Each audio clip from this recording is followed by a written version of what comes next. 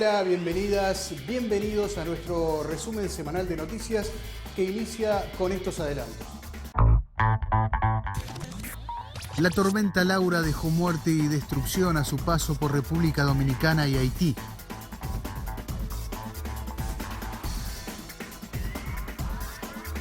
En Estados Unidos, la policía le disparó 7 veces a un afroamericano por la espalda y esto originó importantes protestas. Jóvenes colombianos exigen al gobierno respuesta ante las recientes matanzas. Familiares de víctimas de las protestas de 2019 en Bolivia exigen que se cumplan las indemnizaciones.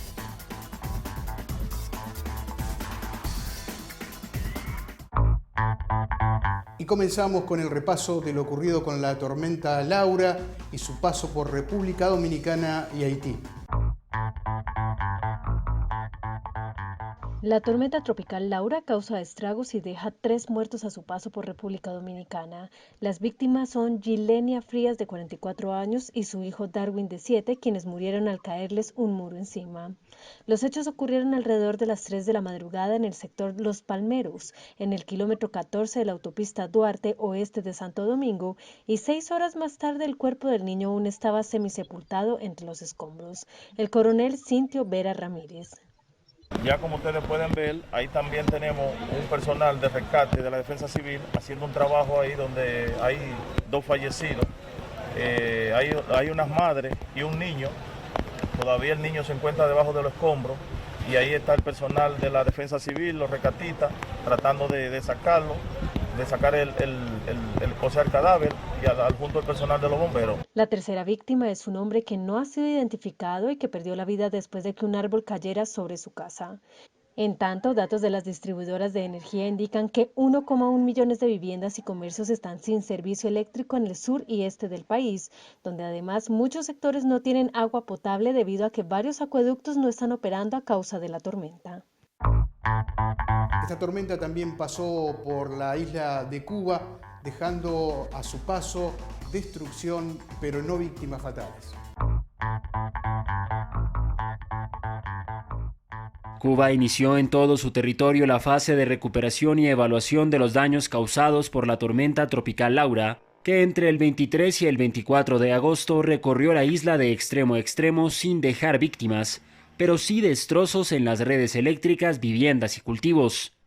Una evaluación preliminar de las autoridades cifra en más de 1.000 las viviendas que han padecido derrumbes parciales o totales y pérdida de cubiertas, con mayores daños en las provincias orientales de Guantánamo y Santiago, donde la tormenta Laura tocó tierra. El daño más extendido es el sufrido por el sistema eléctrico. Cientos de miles de hogares cubanos permanecían sin luz, con especial incidencia en la provincia de Pinar del Río, donde el 95% de los hogares tenía problemas con el suministro energético. Asimismo, en varios municipios de La Habana se mantienen los apagones e interrupciones en el servicio de abasto de agua, pese a que la tormenta no golpeó con fuerza a la ciudad. El agrícola fue otro de los sectores golpeados por el temporal, que hizo estragos en plantaciones de plátano, yuca, boniato y maíz, así como en casas de cura de tabaco de Pinar del Río, la principal zona tabaquera de la isla. En esta fase de recuperación se ha declarado prioritaria la adecuación de las escuelas dañadas, teniendo en cuenta que los cursos iniciarán la primera semana de septiembre, salvo en La Habana, donde se han disparado los contagios de COVID-19. El Estado Mayor de la Defensa Civil llamó en su primera reunión de coordinación de la fase recuperativa a inspeccionar el estado de las viviendas, redes y cableado, así como a extremar la higiene y las precauciones para evitar que tras las lluvias se formen criaderos de mosquitos, que son los vectores de transmisión de enfermedades como el dengue, endémica en la isla. Y vamos ahora con la situación en Estados Unidos, en Wisconsin, donde un hombre afroamericano fue baleado por la policía cuando se encontraba desarmado. El presidente Donald Trump ha enviado esta semana a la Guardia Nacional al lugar. Ha habido importantes repercusiones. Vamos a la crónica de lo acontecido.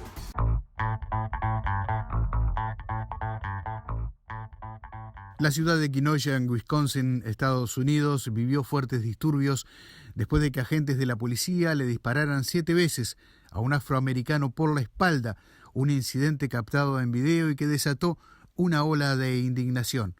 El hombre, identificado como Jacob Blake, se encuentra en el hospital de Milwaukee en condición grave, según las autoridades locales, y con su cuerpo paralizado desde la cintura hacia abajo, según informó su padre. El incidente se produce después de las multitudinarias protestas por la muerte el 25 de mayo en Minneapolis del afroamericano George Floyd, quien fue asesinado por un policía blanco. Y pasamos a otra situación de tensión y extrema violencia en Colombia, donde ya hay organizaciones de derechos humanos que hablan de más de 45 víctimas fatales.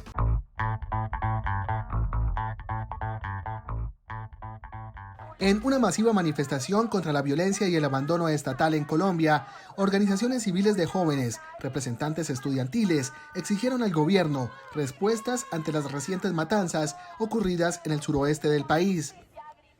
Y es que el pasado 8 de agosto, jóvenes de entre 19 y 25 años fueron masacrados por desconocidos en la aldea Santa Catalina, cercana a la localidad de Samaniego, Nariño, donde horas antes había sido asesinada una mujer de 26 años. También el pasado 11 de agosto fueron asesinados 5 menores, todos entre 14 y 15 años, en un barrio de Cali, capital del Valle del Cauca y principal ciudad del suroeste de Colombia. Con esta marcha, los jóvenes exigen celeridad y efectividad en las investigaciones abiertas tras estas matanzas y condenaron el abandono en el que viven las comunidades rurales y étnicas del país. Perú se acerca peligrosamente a un récord de muertes por coronavirus. Se habla de más de 63.000.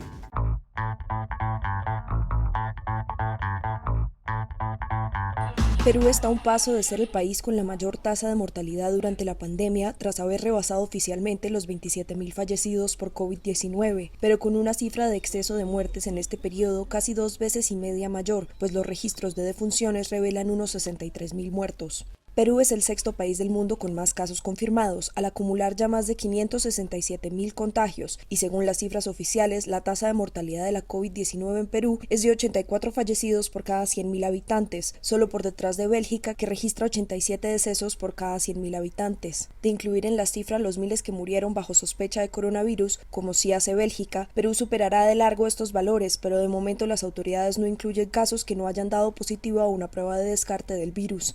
Esta semana el Centro Nacional de Epidemiología, Prevención y Control de Enfermedades contabiliza 10.443 muertes sospechosas de COVID-19, que de confirmarse elevaría el número de fallecidos más allá de los 37.000. Sin embargo, aún quedaría un exceso de unas 26.000 muertes todavía por explicar para llegar a las 63.000 que figuran en el Sistema Nacional de Defunciones desde el inicio de la pandemia. Desde junio, el Ministerio de Salud conformó un grupo de expertos con la única misión de conciliar las cifras. Para ello, revisan las actas de defunciones una por una con tal de verificar si aquellas que consignan sospecha de COVID-19 se trataba realmente del virus o, por el contrario, eran una falsa alarma. La medida se tomó después de que la Organización Mundial de la Salud recomendara a los estados considerar las muertes sospechosas para valorar el efecto mortal de la enfermedad en la población. Fruto de este trabajo se han revisado ya miles de casos que han permitido corregir en 2 ocasiones el reporte de fallecidos y agregar casi 8.000 decesos a las cifras oficiales que no habían sido consideradas en su momento. Las protestas del año 2019 en Bolivia continúan repercutiendo en ese país.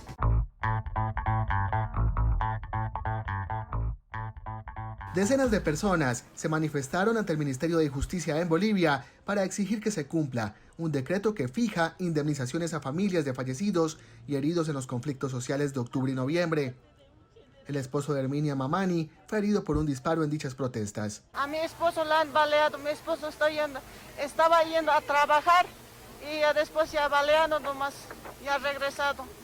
Ahorita mi esposo ya está inválido, no puede aguantar trabajando, le hace frío siente, se cansa rápido, no puede aguantar. Varios de los manifestantes provienen de la zona de Sencata, en el Alto, la segunda ciudad más poblada del país, vecina de La Paz con casi 1 millón de habitantes, donde murieron alrededor de 11 personas y otras resultaron heridas en varias intervenciones de militares y policías durante las protestas sociales. Henry fue uno de los que resultó herido. A mí me ha pasado de la parte del trauma torácica del lado del costilla y hacia el pulmón ha salido la bala. Y tengo unos compañeros que aún todavía siguen con la bala en la pierna izquierda, que aún todavía necesita operación. El decreto fijaba los montos económicos para compensarlos, que van entre los $3.000 a $7.183 en caso de invalidez y hasta los $14.367 por las muertes. Como respuesta a la situación, el gobierno interino explicó que esos procesos se han paralizado por unos 90 días a causa de la emergencia sanitaria por la COVID-19.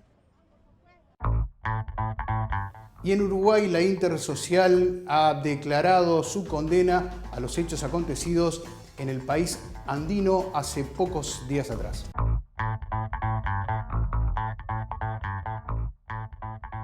Para Iván González de la CSA, las organizaciones sociales y la Central Obrera están al frente de la lucha por el regreso a la democracia en Bolivia. Y nosotros lo que estamos haciendo es ratificar una posición del sindicalismo en las Américas, en solidaridad con el pueblo boliviano, de denuncia tanto del golpe como de sus consecuencias, y ahora estamos ratificando desde hace todo este tiempo, en medio de las últimas agresiones, nuestra solidaridad y la solidaridad del sindicalismo internacional con el pueblo boliviano y con la Central Obrera Boliviana, que está al frente de la resistencia, presionando por una salida, una vuelta a la democracia en Bolivia.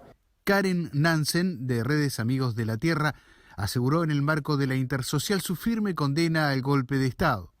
Y condenar el brutal golpe de Estado que se perpetró contra ese pueblo, un golpe de Estado racista que pretende imponer una vez más en Bolivia el odio, la dominación de los pueblos indígenas, y que no quiere permitir que los pueblos indígenas, el pueblo campesino, las organizaciones de mujeres campesinas, las organizaciones sindicales puedan definir su propio destino, su propio presente y futuro. El secretario general de la Central Única de Trabajadores y Trabajadoras de Uruguay, PIT-CNT, proclamó la solidaridad con el pueblo boliviano.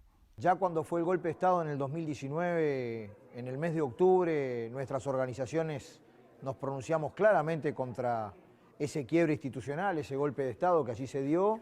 Desarrollamos una acción callejera en solidaridad con el pueblo boliviano y percibimos a posteriori de que declaramos contundentemente que allí había un golpe de Estado contra el pueblo y en contra de la democracia, que se ponían obstáculos para la participación electoral de determinados sectores, que se reprimían las luchas de los pueblos originarios, de los campesinos, de los trabajadores, y recientemente se ha vivido allí un clima de violencia y de represión contra las movilizaciones de los dueños de Bolivia, los pueblos originarios y los trabajadores. Por su parte, organismos de derechos humanos advirtieron un recrudecimiento de la persecución política contra sindicatos y movimientos sociales de Bolivia, luego que la Fiscalía anunció la semana pasada que recibió 33 demandas de proceso penal contra dirigentes de esos sectores. En Panamá, las enfermeras protestan por faltas de garantías para combatir la pandemia de coronavirus.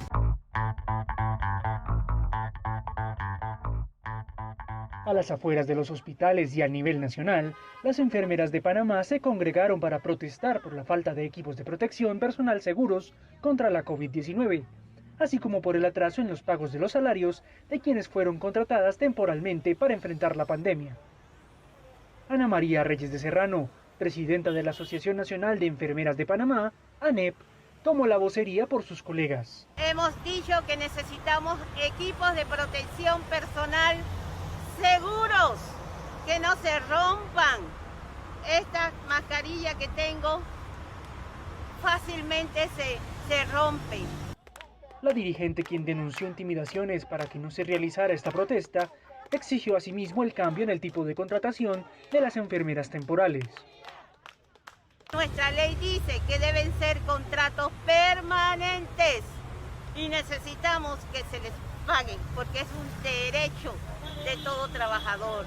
De igual forma, la vocera confirmó que 3 enfermeras han fallecido por el coronavirus.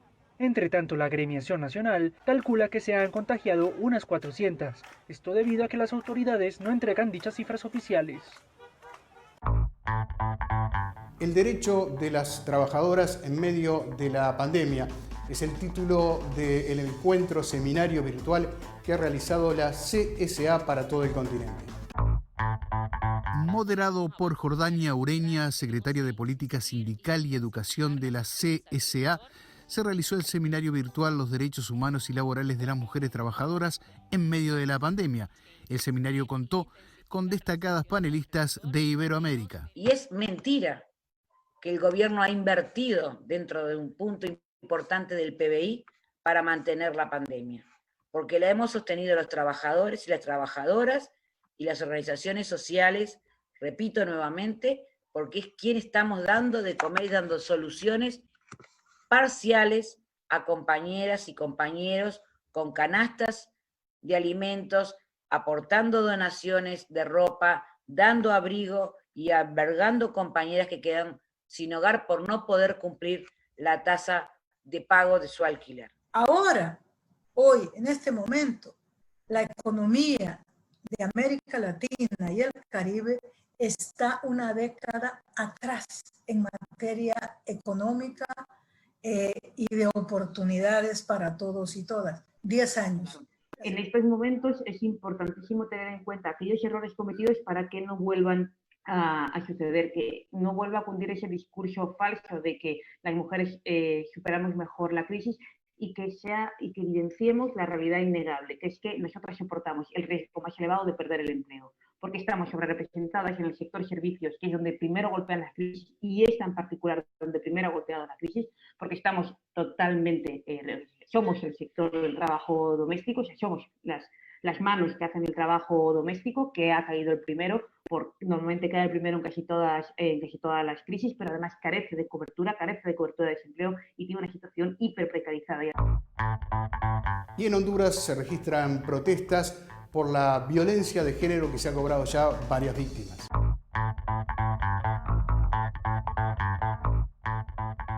Una preocupante situación enciende las alarmas en Honduras. La pandemia del coronavirus ha agudizado la violencia contra las mujeres en ese país, que ha dejado al menos 200 muertes y que requiere acciones del Estado para combatirla. Así lo expresan activistas y expertas en la temática. Y es que el confinamiento ordenado durante la emergencia sanitaria solo ha visibilizado y agudizado la violencia de género en el país, donde en promedio 27 mujeres son asesinadas cada mes, según el Observatorio de la Violencia de la Universidad Nacional Autónoma de Honduras. Para dicho observatorio, la violencia contra las mujeres es un problema de salud pública, por lo que hace un llamado a denunciar las agresiones. Advierte que el Estado debe brindar ayudas y atenciones primarias en salud a las mujeres durante la emergencia por el coronavirus y así garantizar que los servicios sanitarios y de educación estén disponibles. Indígenas de la Amazonía protestan en Brasil por los incendios forestales, también por cómo se combate la pandemia de coronavirus. Abrimos con esta y otras noticias nuestro espacio de compacto informativo. Cerca de un centenar de indígenas de la Amazonía volvieron a cortar una importante autovía de Brasil, esta vez de manera indefinida, hasta que el gobierno dé una respuesta a la deforestación, los incendios y el avance de la pandemia de coronavirus que asola a sus territorios. En Argentina, el gobierno congeló las tarifas de internet, telefonía fija, de celular y televisión paga. A través de un decreto de necesidad y urgencia, Alberto Fernández los declaró como servicios públicos y esenciales. No habrá aumentos, por lo que resta del año y las futuras subas deberán hacerse con autorización estatal. Rusia aprobará en Venezuela su vacuna Sputnik 5 contra el COVID-19 y hay 500 voluntarios. Nicolás Maduro reiteró su intención de darse la vacuna para dar el ejemplo. El ministro de Salud, Carlos Alvarado, dijo que Venezuela también podría producir la vacuna rusa. La magnitud de la epidemia de COVID-19 en México está subestimada y una de las principales razones es el bajo número de pruebas de diagnóstico que se realizan, sostuvo la Organización Mundial de la Salud. El próximo 3 de septiembre, Jamaica realizará las elecciones nacionales mientras se enfrenta a una escalada de casos positivos de coronavirus. Enrique Iglesias, expresidente del BID, exsecretario general de Iberoamérica, ha dicho que la pandemia ha adelantado situaciones que de hecho se iban a dar con el paso del tiempo.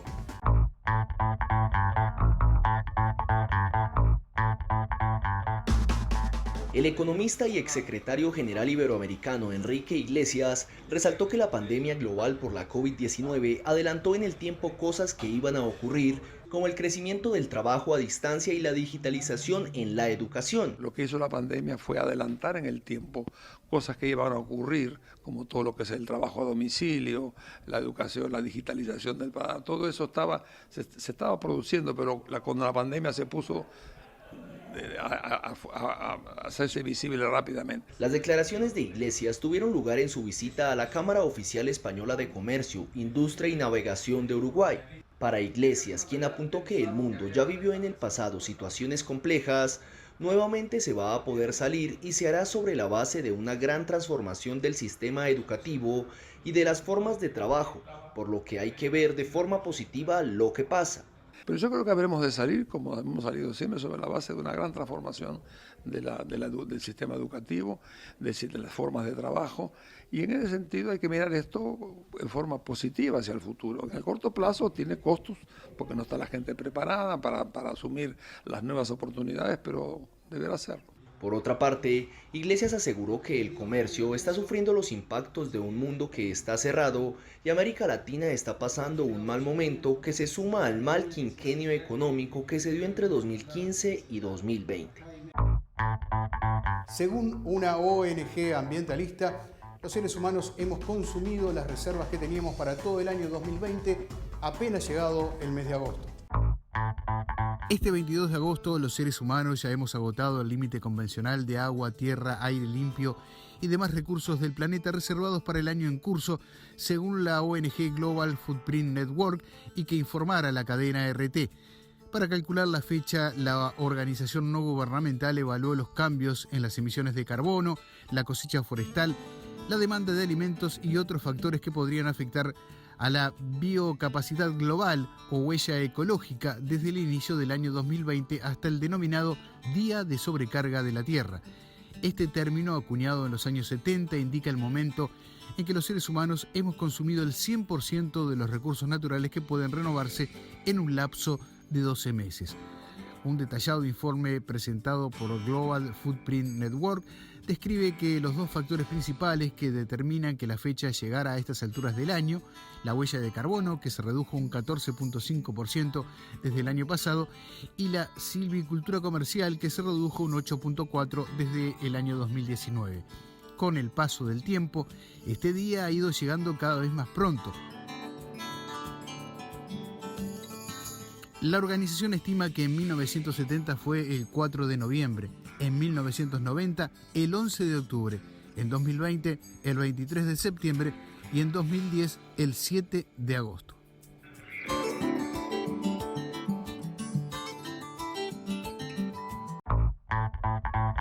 Otro tema preocupante en materia de medio ambiente es lo que está aconteciendo con el agua en Chile.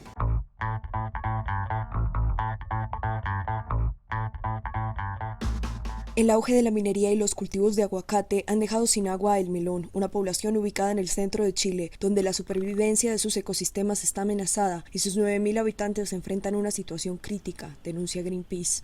Chile, que vive su peor sequía en 6 décadas, es el país con la mayor crisis hídrica de todo el hemisferio occidental y el 76% de su territorio está afectado por la falta de agua, según la organización. Pero el director de la ONG en el país, Matías Asun, explica que la falta de lluvia no es la razón principal para la escasez de agua.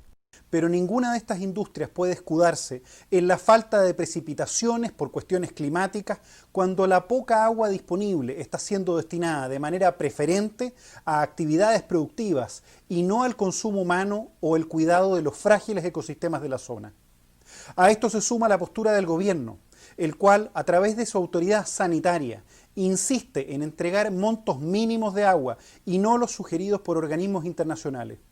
La situación es especialmente crítica en la zona central, donde en 2019 cayó la menor cantidad de precipitaciones desde que se tienen registros, y miles de habitantes reciben 50.000 litros de agua al día en camiones aljibes, un flujo que los afectados consideran insuficiente para cubrir las necesidades de higiene que impone la pandemia. Esto llevó a varios vecinos a tomar un pozo que abastece a la mina del Soldado, lo que provocó que la multinacional británica Anglo American, dueña del yacimiento, se comprometiera a inyectar agua en la comunidad. A partir del análisis de 6 cuencas, la Fundación Chile aseguró en un reciente informe que el 44% de los problemas hídricos del país tienen su origen en una deficiente gestión del agua, el 17% en el aumento de la demanda, el 14% en la contaminación del recurso y el 12% en la disminución de la oferta, entre otros motivos. Hace poco tiempo atrás les mostrábamos cómo los maestros y maestras en todo el continente vienen trabajando en la pandemia. Nos vamos ahora a Guatemala para conocer este caso.